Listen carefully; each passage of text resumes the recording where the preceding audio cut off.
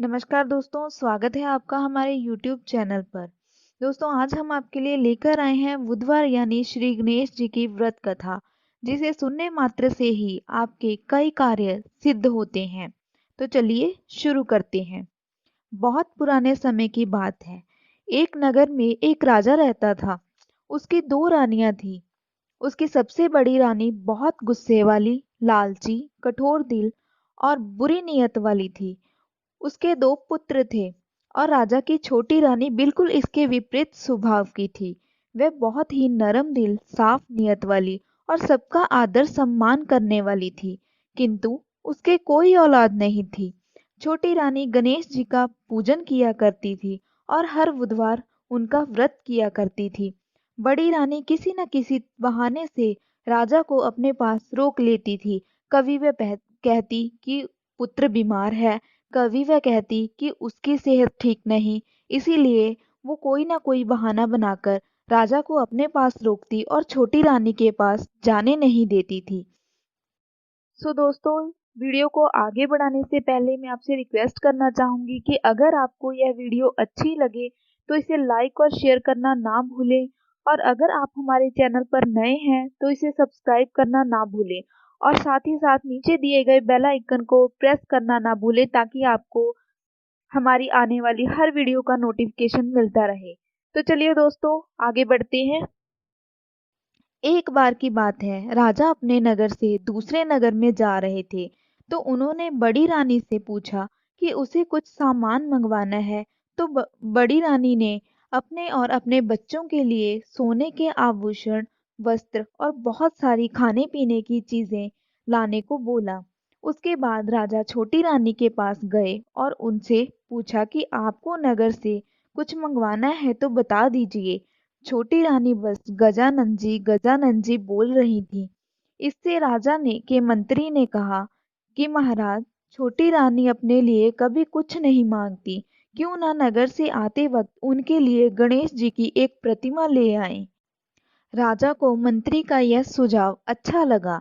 राजा ने मंत्री से कहा, आप यह बात याद रखना, अगर मैं भूल भी जाऊं तो आप मुझे याद दिला देना।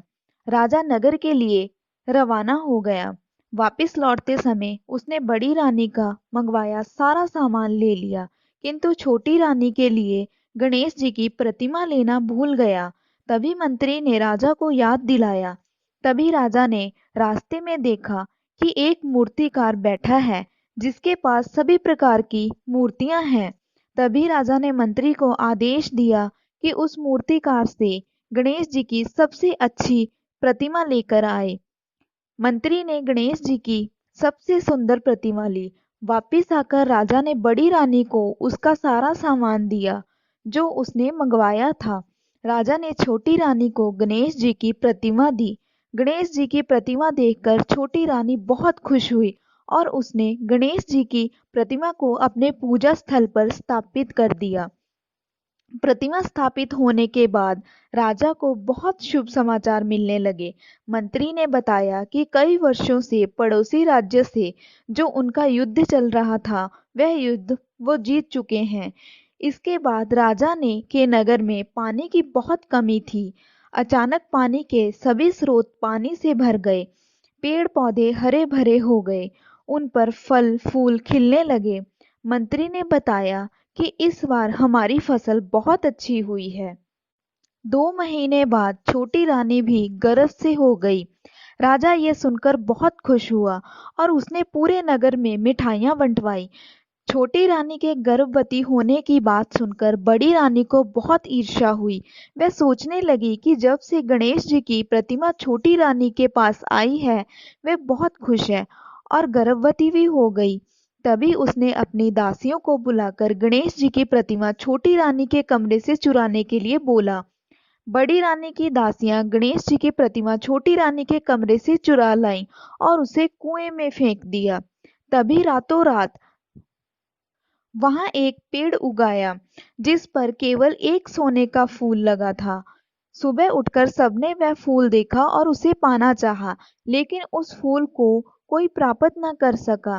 तभी मंत्री ने राजा से कहा कि छोटी रानी यहाँ पर उपस्थित नहीं है। तो राजा ने तुरंत छोटी रानी को बुलाया। छोटी रानी ने अपनी झोली फैलाई और फूल टूटकर उनकी झोली में गिर गया। तभी फूल उसी गणेश जी की प्रतिमा में बदल गया जो राजन उनके लिए नगर से लेकर आए थे। राजा ने रानी से पूछा कि गणेश जी की यह प्रतिमा कुएं में कैसे आई। तो छोटी रानी ने कहा कि उन्हें कुछ नहीं पता। तभी साक्षात गणेश जी प्रकट हुए और उन्होंने बोला कि जिसने भी ये कार्य किया है वह स्वयं बता दे, नहीं तो उसे दंड मिलेगा। बड़ी रानी बहुत शर्मसार थी, किंतु अपनी हरकत बता नहीं पा रही थी। तभी गणेश जी ने कुएं में से राजा और सभी को वही चित्र दिखाए जिसमें बड़ी रानी के कहने से उसकी दासियां ने गणेश जी की प्रतिमा को छोटी रानी के कमरे से चुराकर कुएं में फेंका था।